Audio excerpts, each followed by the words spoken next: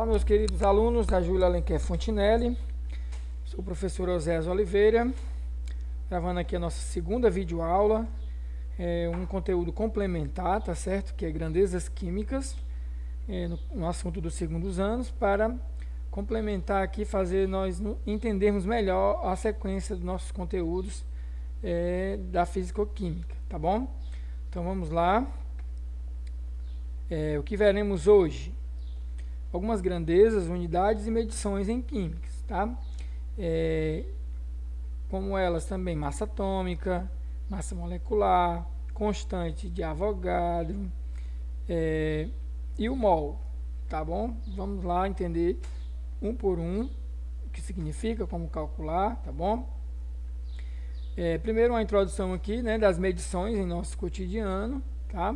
Aquelas que são mais presentes no nosso cotidiano, que é velocidade, né, quilômetros por hora, comprimento, volume, tempo, massa em gramas ou quilogramas, temperatura em graus Celsius ou Fahrenheit, Kelvin, enfim, certo? Sem essas unidades medidas, né, nossa vida seria bem mais complicada, né? Então elas nos ajudam a entender e a fazer funcionar alguns padrões do comércio, né, utilizados, e enfim, vários padrões no nosso dia a dia, para o nosso uso, né? Mas o que é medir? Né? Medir é comparar uma grandeza com uma unidade estabelecida, tá? Certo? Como, por exemplo, né, dizer que uma coisa pesa 5 kg, gente, quer dizer que ela equivale, né, equivale dizer que ela é 5 vezes maior que a unidade escolhida, que é o quilo, né? 5 kg, 5 vezes maior que 1 kg, tá? Entenderam? Ou seja, né, que é preciso 5 pezinhos de 1 kg para equilibrar a balança ali do peso. Olha aqui, ó, né? Essa massa aqui, né, está sendo medida, ela equivale a esses 5 pezinhos aqui, né, de 1 kg cada, tá? É equivalente aqui, certo? Então, uma grandeza, o que é uma grandeza? Tudo aquilo que pode ser medido. E a unidade é aquela unidade escolhida para ser padrão, né, de medir aquela grandeza, certo? Então aqui, ó, pressão, milímetro de mercúrio, né? Energia em kWh, corrente elétrica em amperes, tá? Certo? Vamos lá, vamos ver aqui, ó. Mas qual a unidade correta para se usar? Ah, e aí depende, né? Aí vai depender do que a gente tá usando ali, do que a gente tem em mãos ali para ser medido, né? No caso aqui o elefante, tem aqui essas fatias de mortadela. Aqui a gente está se referindo aos dias, né, do ano, por exemplo, né? Certo? Então vamos ver cada um aqui detalhadamente, tá? Nós não vamos dizer que o elefante pesa 12 milhões de gramas. Não, né? Melhor dizer que ele pesa 12 toneladas. Por quê? Olha que é a equivalência, né? Uma tonelada vale 1000 gramas, uma tonelada vale 1 milhão de gramas, no caso aqui é quilogramas, né? No início, certo? 12 toneladas é igual a 12 milhões de gramas. Então, em vez de eu dizer 12 milhões de gramas, o elefante pesa 12 toneladas. Simples assim, né? E a notação científica aqui para ele, ó, certo? Que eu vou representar dessa forma: 1,2 vezes, né, 10 elevado a 7, né? Esse 7 aqui é o número que eu tenho, a quantidade de números que eu tenho após a vírgula, né? Certo? Não preciso colocar, né? Ó, se você contar aqui, ó, 1, 2, 3, 4, 5, 6, 7, tá? Então a gente representa assim em notação científica, tá bom? Vamos entender aqui a potência também aqui para 10 a menos 4, tá bom? Quando eu tenho essa quantidade aqui, eu represento assim, tá? Na questão aqui dos dias, né, do ano, ó, é adequado dizer que um ano tem 3,1536000 vezes 10 elevado a 7 segundos, né? Não, tá? Não é legal você dizer isso. A gente vai arredondar isso e dizer, né, que um ano tem 365 dias, 24 horas, 60 minutos e 60 segundos, que dá todo esse valor aqui, que é o mesmo desse que está aqui em cima na notação científica aqui, ó, tá? Não precisaria eu colocar todos esses números aqui, não. Eu poderia colocar 3, né? 3 vezes 10 a elevado a 7, tá? Aqui representaria de uma forma simplificada. Vamos dar sequência aqui, ó. Grandezas químicas, as principais grandezas químicas, né? E o que é uma grandeza química, né? Para que elas servem? Elas são utilizadas na química para relacionar massa, volume, número de átomos, moléculas, íons, né? E principalmente a quantidade de mols, que a gente vai ver na sequência como é que se faz, tá bom? Massa atômica tem essa representação simbólica aqui, massa molecular é essa, e a constante de Avogadro é essa aqui, tá? E mols, a gente vai ver aqui quanto é que vale um mol, né? Na sequência, tá bom? Mas como medir a massa atômica? Vamos aprender aqui como medir a massa atômica. Ó,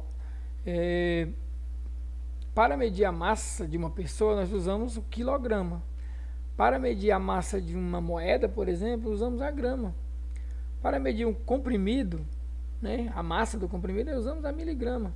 E anteriormente, como a gente viu, para medir a quantidade de massa do corpo de um elefante, a gente usa a tonelada, que é bem mais bacana, certo?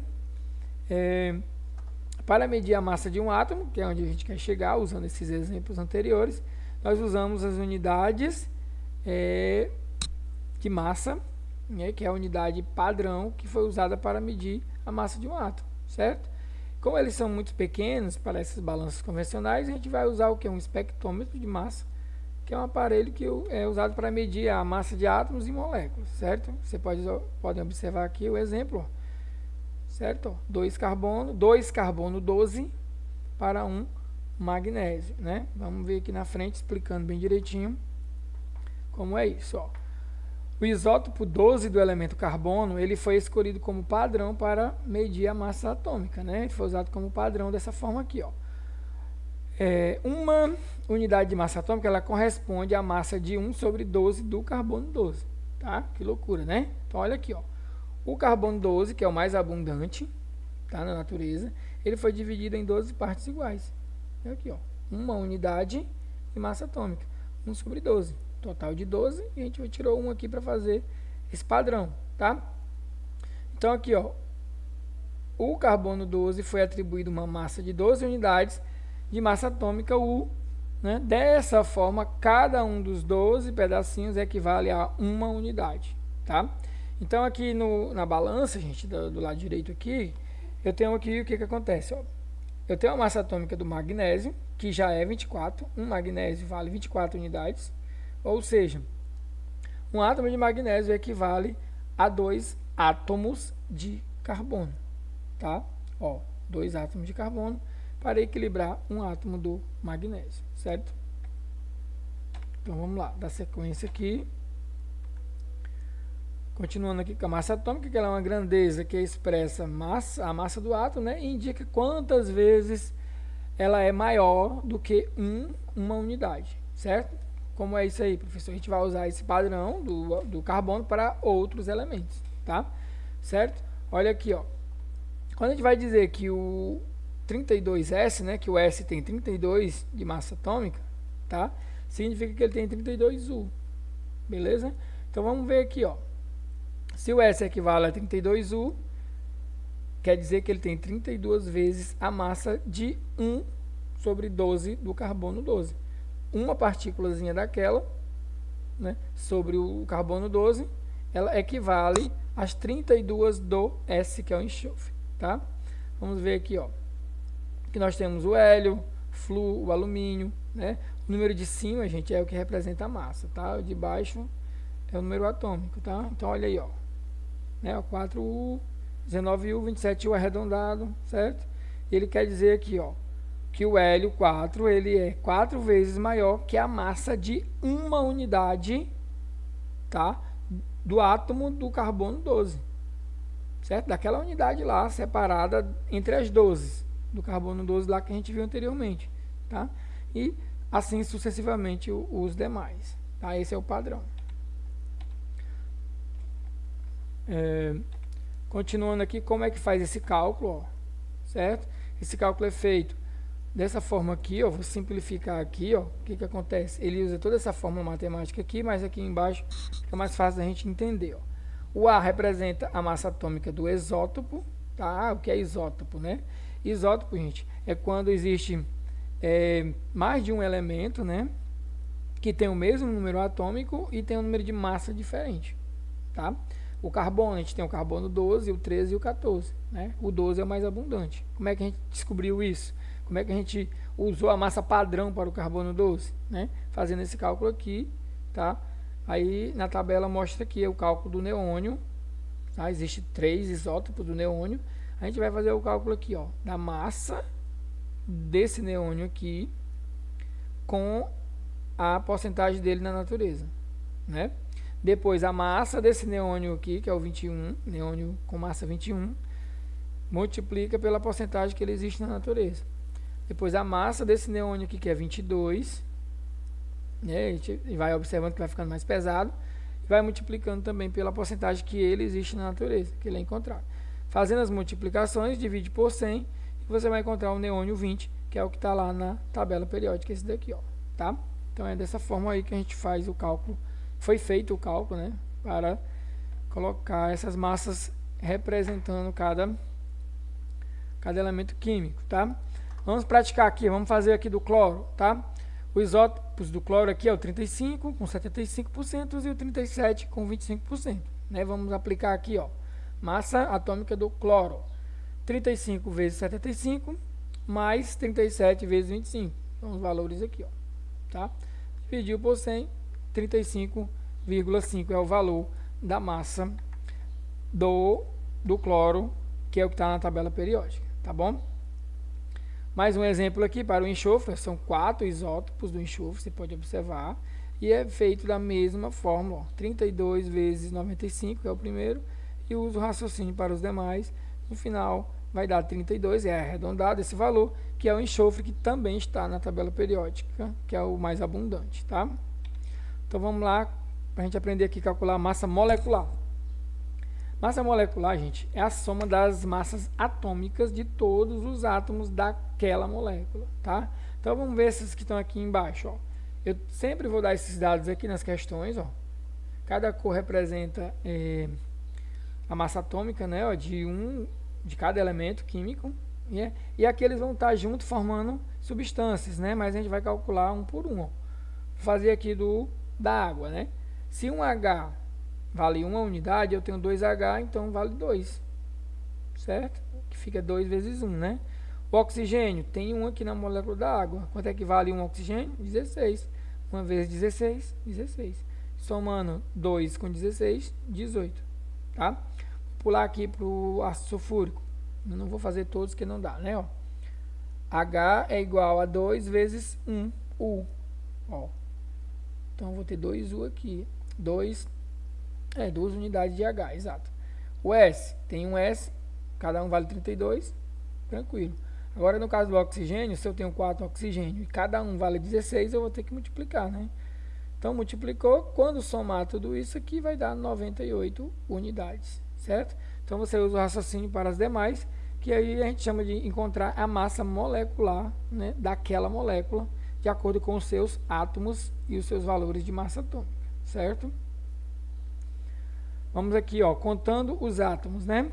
Como é que você vai entender quantos grãos de arroz contém um saco de 5 quilos? A gente vai fazer um esquema aqui, ó.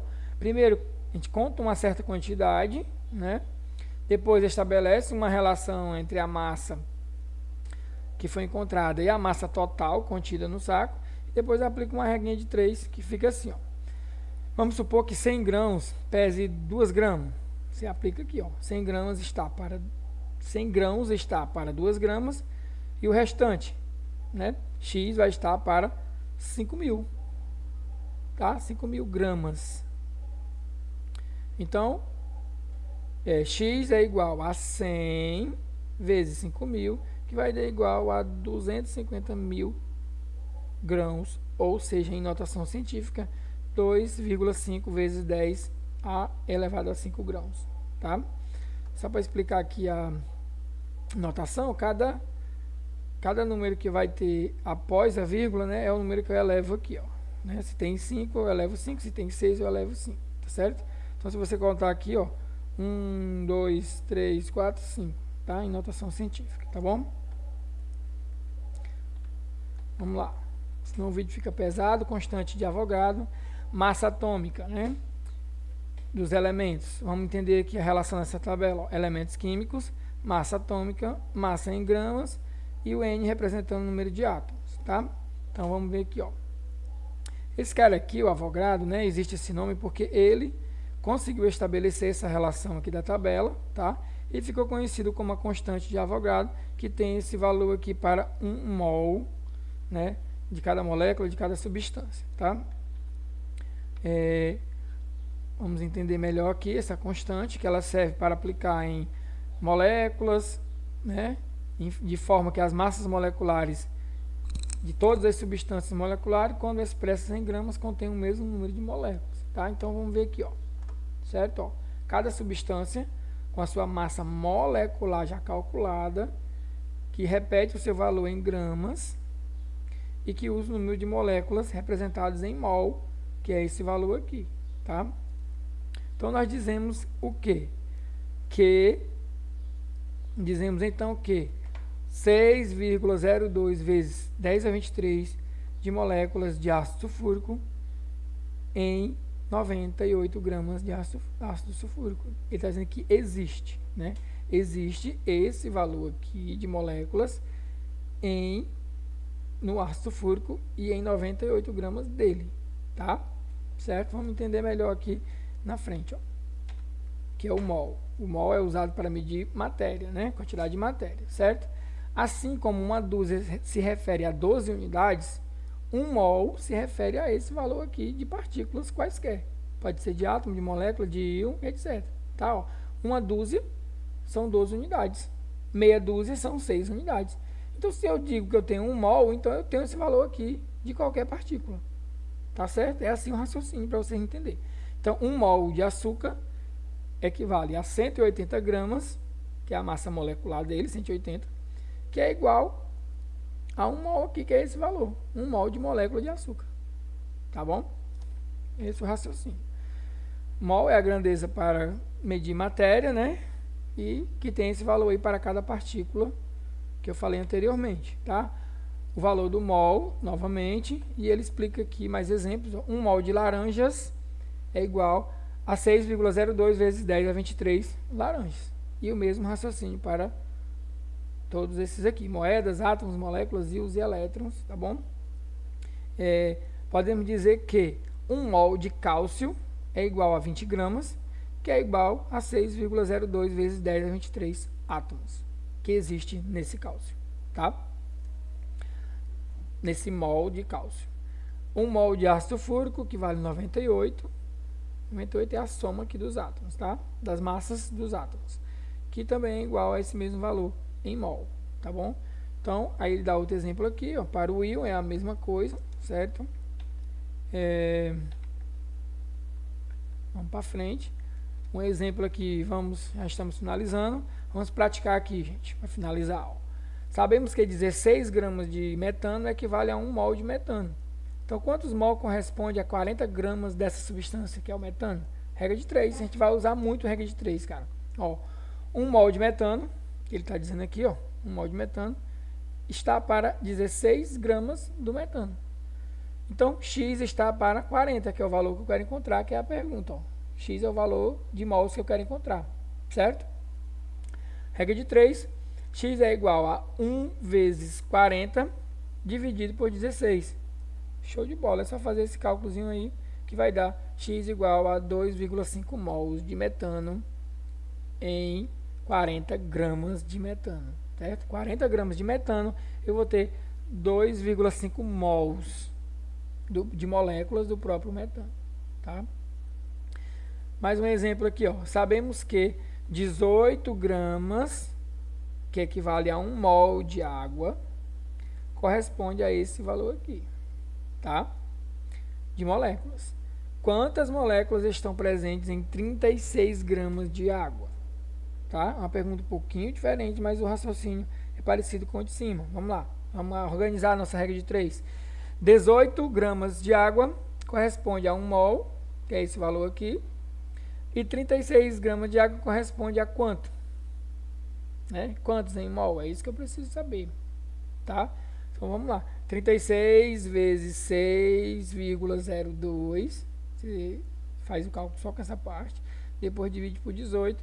Vai dar esse valor aqui, ó. Você pode permanecer com esse valor. Repete a potência, não tem problema aqui, ó. Ou você pode simplesmente fazer assim, ó. Que é o valor que eu encontrei aqui mais correto, né, ó. Você anda a casa, a vírgula, uma casa para a esquerda, né, ó. E aumenta aqui, ó, 24, né? Se eu mudei a vírgula uma casa para a esquerda, então aumenta aqui 24, tá? Certo? Tá? 2 exemplos aí, gente, para fixar, tá? Não se preocupe, a gente vai estudar esse conteúdo detalhadamente, só quero que você compreenda aí algumas grandezas, algumas unidades e como elas são aplicadas, tá? Bons estudos, acompanhe nossas aulas, tira dúvidas e complementos no Meet, tá? E curta lá e comente o vídeo no canal da escola. Um abraço a todos, até a próxima aula.